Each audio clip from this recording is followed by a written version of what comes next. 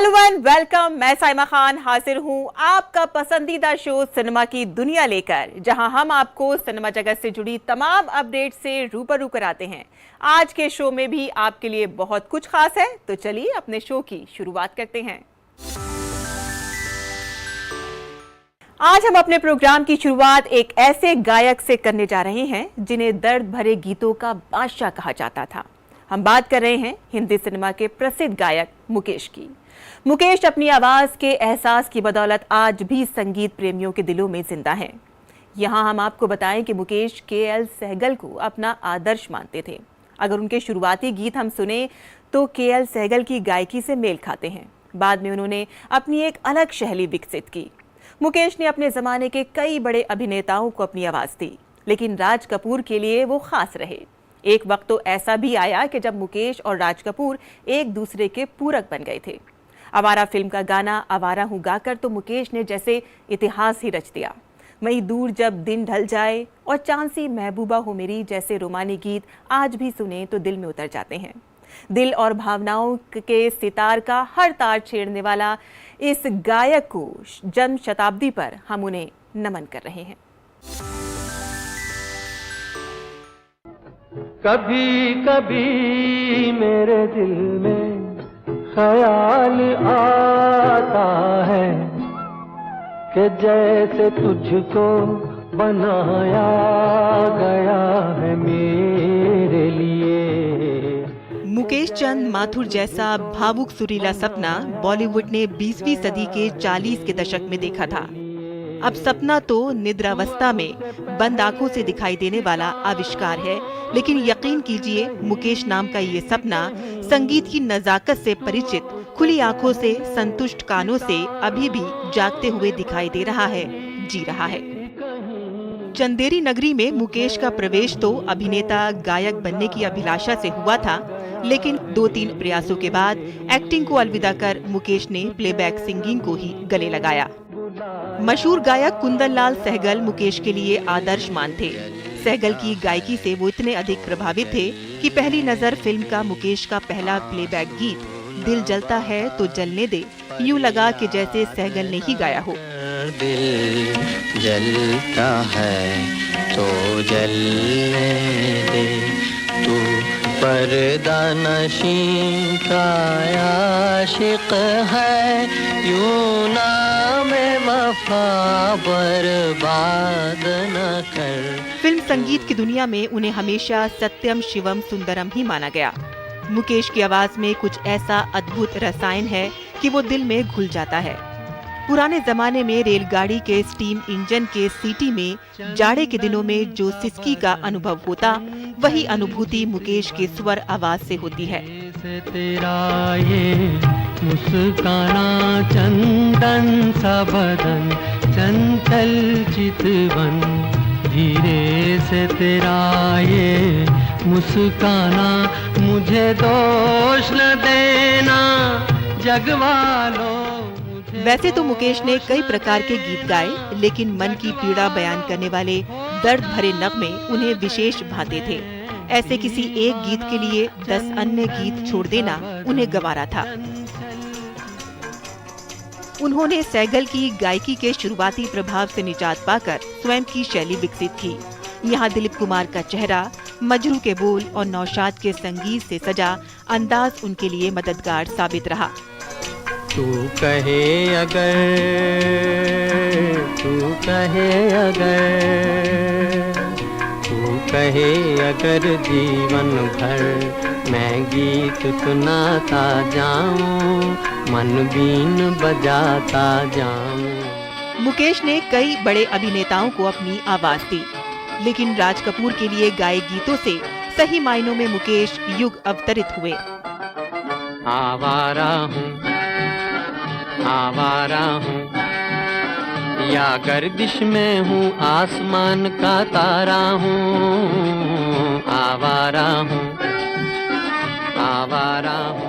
शब्द, अर्थ, आशय, रचना, लय, ताल से परिपूर्ण अलग अलग रंगों से सजे दिल को मोह लेने वाले गीत मुकेश ने गाए। मगर इससे यदि एक ही रत्न चुनने को कहा जाए तो संगीत सम्राट तानसेन का राग सोहनी के सुरों से सजा झूमती चली हवा याद आता है। झूमती चली हवा याद आ गया कोई। मुकेश को जन्म शताब्दी वर्षगांठ पर हार्दिक नमन। नितिन सप्रे की रिपोर्ट। गया कोई झूमती चली हवा।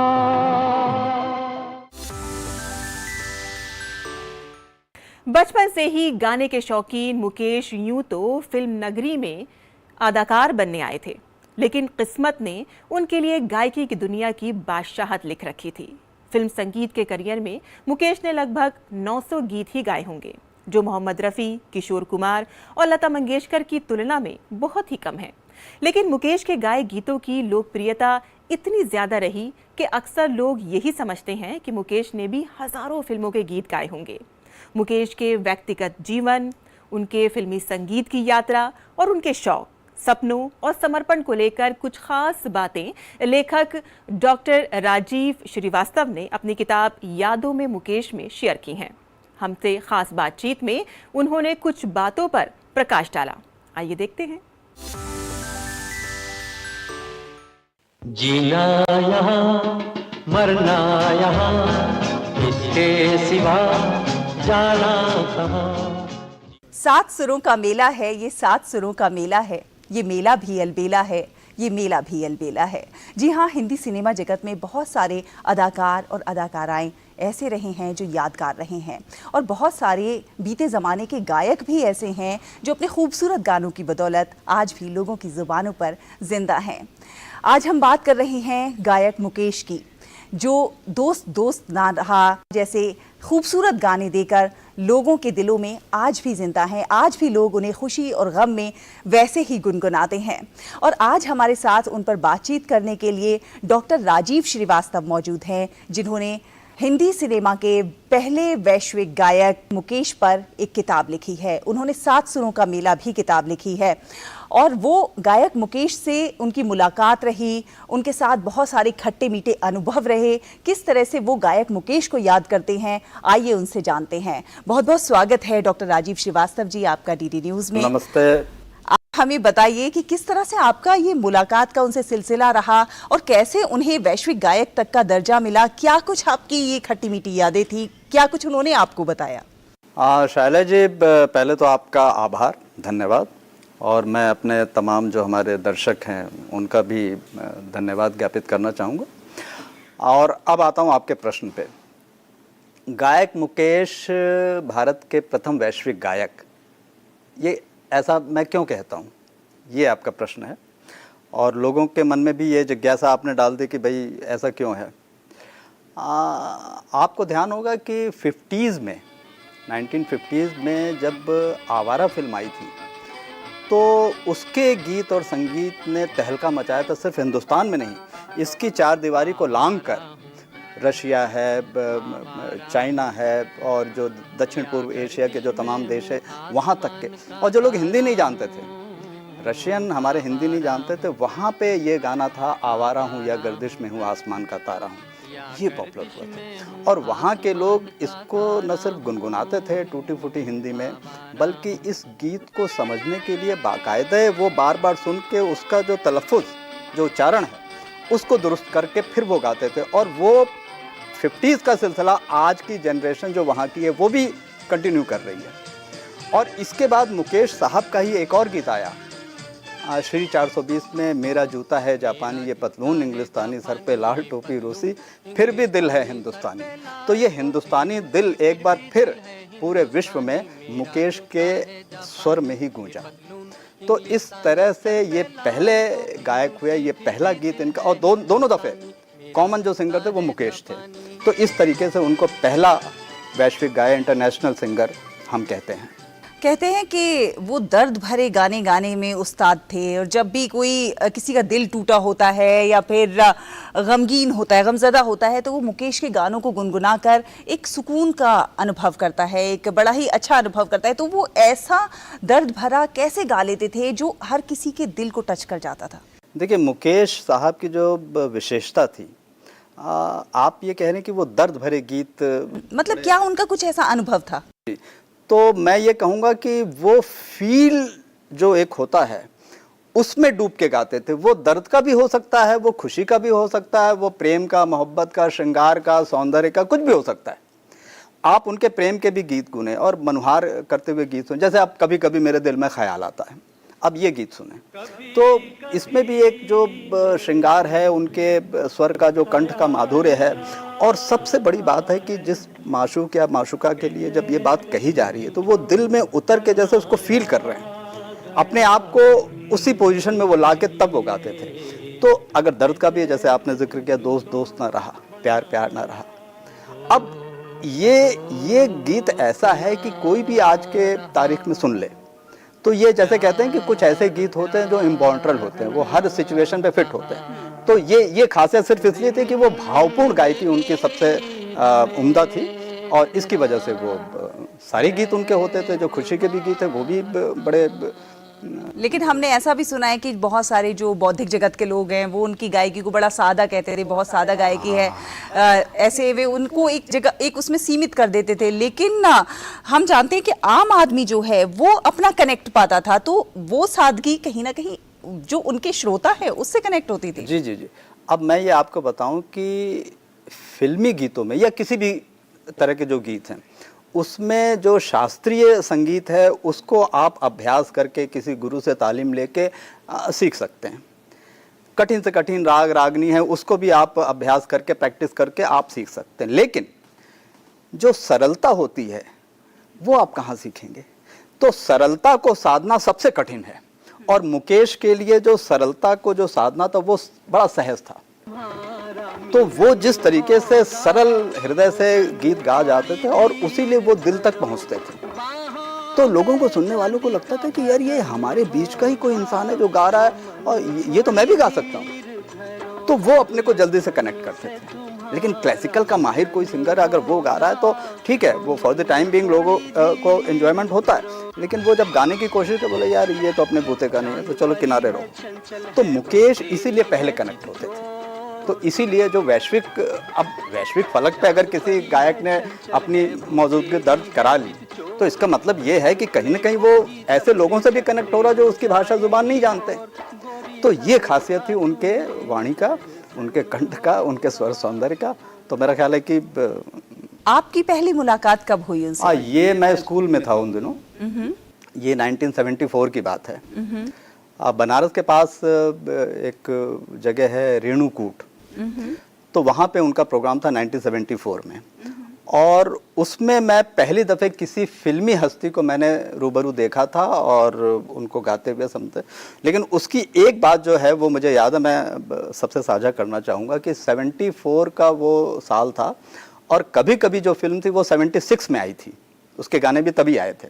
लेकिन 74 में जब उनका वो प्रोग्राम था तो उसमें उन्होंने कहा था कि मैं आपको एक नज्म पहले पढ़ के सुनाता हूँ फिर गा के सुनाता हूँ।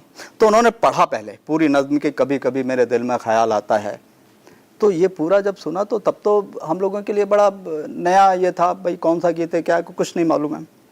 लेकिन जब 76 में ये फिल्म आई और हम लोगों ने देखे और गीत सुना तो वो तुरंत से रिकॉल हुआ, अरे ये गाना तो 2 साल पहले हम लोगों ने सुना था।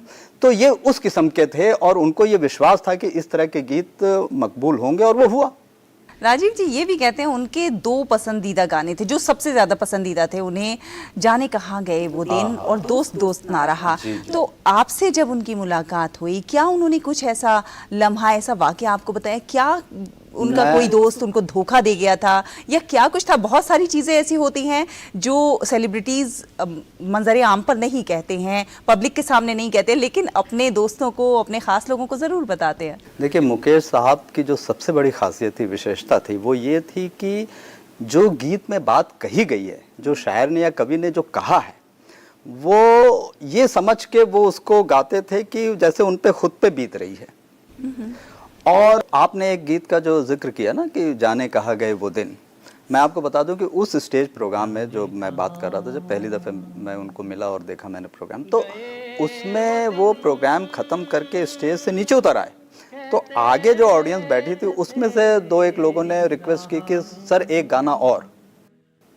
अब देखिए उनकी सिंप्लिसिटी कि वो उतर आ गए, फिर वो वापस स्टेज पे चढ़े और स्टेज पे चढ़ के जो उन्होंने गाना गाया, जो आखिरी गाना उस प्रोग्राम का तब हुआ, वो था जाने कहाँ गए वो दिन। तो इसलिए भी ये गाना उनको बड़ा प्रिय था और उस दिन का समापन इसी गाने से हुआ। तो ये तो गाना एवरग्रीन है ही और हसरत जयपुरी साहब का लिखा हुआ ये गीत है, तो वो उनका भी बहुत ही उम्दा और राज कपूर साहब के भी बड़ा करीब है। और आज जब हम लोग बात करते हैं तो ये कहते हैं एक फ्रेज़ बन गया है, जाने कहाँ गए वो दिन, ये फ्रेज़ बन गया। तो इस तरह की चीज़ें तो बहुत कम देखने सुनने को मिलती है। एक सवाल ये भी है कि वो एक्टर बनना चाहते थे लेकिन गायक बन गए, लेकिन एक्टिंग में हाथ आजमाया, चले नहीं, फिर गायकी में आ गए। तो क्या कहीं मन में उनके ये मलाल रह गया कि भाई एक्टर बनना था, एक्टर नहीं बन पाया, या यूं ही हाथ आजमाने चले गए थे?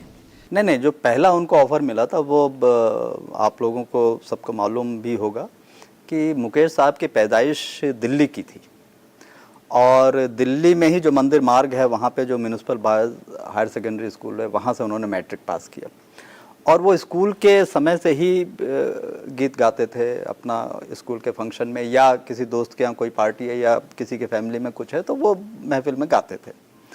और यहीं पे उसी दिनों में जब वो फिल्मों में नहीं गए थे तो HMV वाले जो न्यू टैलेंट सर्च करते हैं तो उन्होंने इनका गीत सुना, तो उसमें उन्होंने देखा कि अरे सहगल साहब के गीत और इनकी आवाज़ बिल्कुल मैच करती है। तो उन्होंने प्राइवेट तौर पे 4-5 गाने उनके रिकॉर्ड करवाए HMV वालों ने। और फिर उसके बाद जब उनकी बड़ी बहन की शादी थी यहाँ दिल्ली में तो कुछ बम्बई के फिल्म वाले लोग भी आए थे और उसी में से एक साहब थे तारा हरीश। तो तारा हरीश ने जब इनको सुना गाते हुए मुकेश साहब को तो फिर उन्होंने कहा कि भाई ऑफ़र दिया कि भाई आप बॉम्बे आइए, आप यहाँ क्या कर रहे हैं। आखिरी एक सवाल, अगर आप मुकेश साहब को आज याद कर रहे हैं तो कुछ शब्दों में अगर आप कहें तो क्या कहेंगे?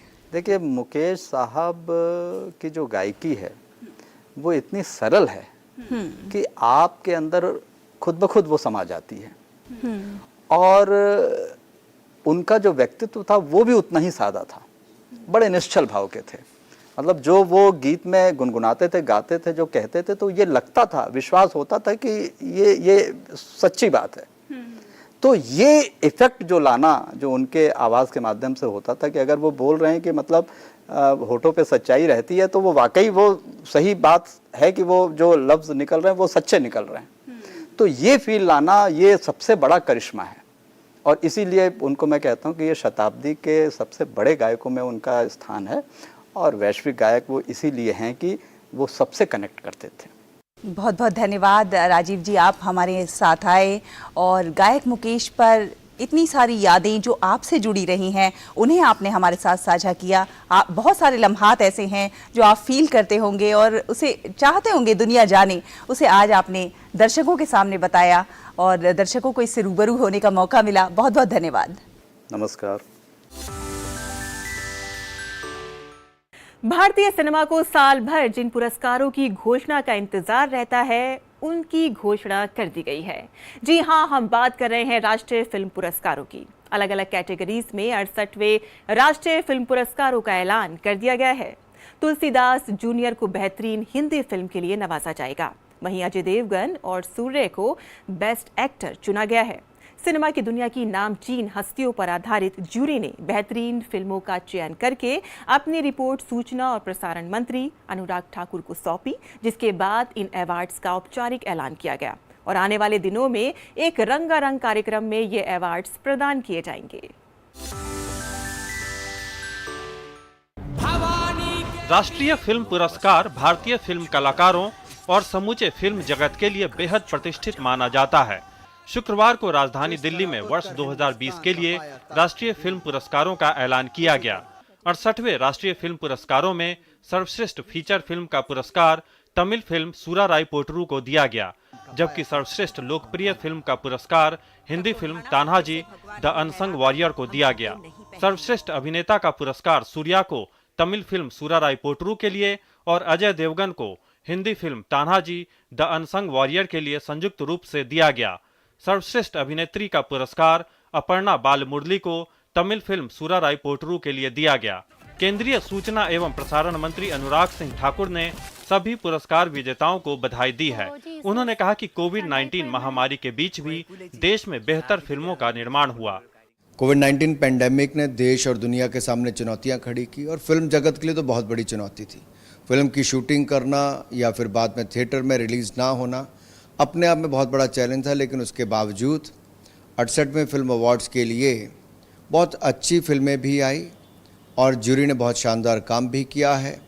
और जिन फिल्मों का चयन और जो विजेता हैं उनको मैं अपनी ओर से बहुत बहुत शुभकामनाएं और बधाई देता हूं, क्योंकि भारत दुनिया में सबसे बड़ा फिल्म निर्माता भी है और लाखों लोगों को रोजगार के अवसर भी देता है, तो 130 करोड़ भारतीयों को और दुनिया को मनोरंजन के अवसर भी देता है। फिल्म पुरस्कारों में सर्वश्रेष्ठ हिंदी फिल्म का पुरस्कार तुलसीदास जूनियर को मिला, सर्वश्रेष्ठ असमिया फिल्म का पुरस्कार ब्रिज को, सर्वश्रेष्ठ बंगाली फिल्म का पुरस्कार अभिजात्रिक को, सर्वश्रेष्ठ कन्नड़ फिल्म का पुरस्कार डोल्लू को, सर्वश्रेष्ठ मराठी फिल्म का पुरस्कार गोश्ता एका पैठानीची को, सर्वश्रेष्ठ हरियाणवी फिल्म का पुरस्कार दादा लक्ष्मी को, सर्वश्रेष्ठ तेलुगु फिल्म का पुरस्कार कलर फोटो को, सर्वश्रेष्ठ तमिल फिल्म का पुरस्कार शिवारंजनियम इनम सिला पेंगलम को और सर्वश्रेष्ठ मलयालम फिल्म का पुरस्कार थिंकालाचा निश्चयम को मिला। 30 भाषाओं में फिल्में आई हैं और इस बार क्योंकि कोविड की वजह से शायद लिमिटेशंस थे, लोगों के बजट भी उतने नहीं थे क्योंकि थिएटर नहीं खुले हुए थे, तो कमर्शियल रिलीज़ के लिए थोड़ा प्रॉब्लम रहता है उनको, तो उन्होंने छोटी फिल्में बनाई। कुछ अच्छी थी, कुछ बुरी भी थी जो आई हमारे जोनल पैनल से, वो तो वहीं से ही शॉर्ट लिस्ट हो जाती हैं फिर वो। मोस्ट फिल्म फ्रेंडली स्टेट के तौर पर मध्य प्रदेश को राष्ट्रीय फिल्म पुरस्कार के लिए चुना गया है। इसी कैटेगरी में जिन राज्यों का विशेष उल्लेख है वो हैं उत्तराखंड और Uttar Pradesh. The jury evaluated applications received from 13 states of the country. In the most film-friendly state, special mention has been received by the states of Uttarakhand and Uttar Pradesh, and a certificate each will be given to them. The award for the most film-friendly state goes to Madhya Pradesh, who will be given a Rajat Kamal and a certificate. राष्ट्रीय film पुरस्कार 2020 में cinema पर लिखी सर्वश्रेष्ठ पुस्तक का पुरस्कार किश्वर देसाई की पुस्तक द लॉन्गेस्ट किस को दिया गया। इसके अलावा सर्वश्रेष्ठ नॉन फीचर फिल्म का पुरस्कार डांगी फिल्म टेस्टिमोनी ऑफ एना को दिया गया। 68वें राष्ट्रीय फिल्म पुरस्कारों का ऐलान जब हुआ तो उनमें एक नाम कन्नड़ फिल्म डोल्लू का भी रहा। इसके अभिनेता और निर्देशक सागर पुराणिक से हमने खास बातचीत की, आइए देखते हैं। पहले तो मैं आपको मुबारकबाद देना चाहूंगी जो आपने इस फिल्म को डायरेक्ट किया है और काफ़ी ये पसंद भी की जा रही है। सबसे पहला सवाल मेरा इस फिल्म को लेकर ही हो रहेगा आपका कि जैसे इसके टाइटल से ही जाहिर हो रहा है डोलू, यानी कि एक ढोल के ऊपर आपने ये फिल्म एक आधारित है। ढोल जो है वो हमारी भारतीय कला से जुड़ी हुई चीज़ है और हमारी परंपराओं को भी जाहिर करता है। तो जब आपने इस फिल्म का प्लॉट आपने सोचा तो उसके पीछे क्या आपका मकसद रहा और आप क्या दर्शाना चाहते थे? डोल्लू इज इंस्पायर्ड बाय एक जानपद आर्ट फॉर्म है डोल्लू कुणिता। तो कर्नाटका में किसी एक नाइस गुड ओकेशन के पहले, या गवर्नमेंट हो या फिर किसी ओपनिंग हो, किसी भी फंक्शन के पहले डोल्लू कुणिता एक आर्ट फॉर्म, 8-10 लोग एक बड़े वाला ड्रम लेके they tie it around their waist and they dance along with it in a synchronised manner. तो ये बहुत सालों से हो रहा है कर्नाटका में। तो जब एक फंक्शन के लिए मैं गया था तब एकदम से उन्होंने बजाना शुरू कर दिया वो ऑडिटोरियम में, तो गूज bumps, it was a very beautiful moment for me. तो तब मैंने सोचा कि अगर इसको हम रियल में ऐसे देख रहे हैं तो अगर सिनेमा हॉल में 5.1 सराउंड के साथ और पूरा कलरिंग के साथ, टेक्निकल एस्पेक्ट्स के साथ, I just thought how it might look. तो that is how it made me do a film on Dollu Kunitha. आमतौर पे देखा जाता है कि इस तरह की जो कला है, इस तरह की जो परंपराएं हैं, वो जो नई आने वाली पीढ़ी है उनको ज़्यादा इंटरेस्ट नहीं है इन सब चीज़ों में, जैसे कि ढोल बजाना है या बांसुरी बजाना है या गिटार बजाना है। तो क्या इसका मकसद रहा कि आपने इस तरह के प्लॉट को चुना? तो डोल्लू का बेसिक आइडिया ये है कि अर्बनाइजेशन, जागतिकरण जो बोलते हैं, how urbanisation is affecting local art forms. In through this film मैं ये दिखाना चाहता हूँ कि अपना जो रूट्स होता है, जो हम in the villages, in small towns, that is more beautiful than the city life is what I personally feel at times. बहुत बहुत शुक्रिया दूरदर्शन की टीम से बात करने के लिए। Thank you so much. Thank you everybody. और यहाँ वक्त हो गया है आपसे अलविदा कहने का, लेकिन अगले हफ्ते हम फिर हाजिर होंगे फिल्म जगत से जुड़ी तमाम अपडेट से आपको रूबरू कराने के लिए। तब तक के लिए हमें इजाजत दीजिए। Bye bye and take care.